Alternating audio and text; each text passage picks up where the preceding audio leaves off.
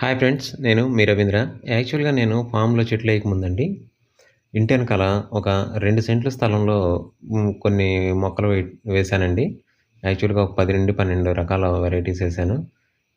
ఇక్కడ కనిపిస్తున్న అరటి చెట్లండి. ఒక చెట్టేశాను. ఆ ఒక చెట్టు నుంచి నేను 5, 6 చెట్లు డెవలప్ చేసుకొని, ఇయర్ అరౌండ్ మనకి అరటి గెల వచ్చేలాగా ఒక గెలని కనీసం పైనుంచి కట్ చేసుకుంటా ఉంటే ఒక నెల రోజులు వచ్చేటట్టు చేశాను.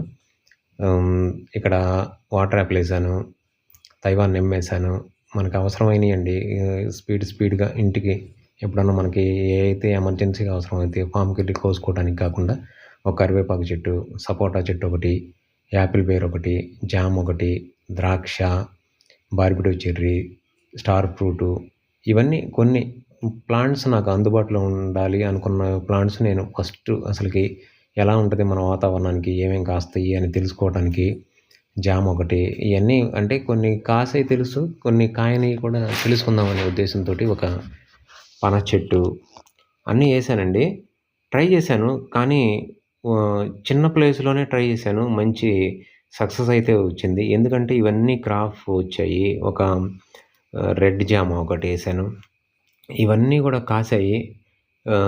పర్లేదు అనిపించిన తర్వాత నేను ఫామ్‌లో వేయటం స్టార్ట్ చేశాను.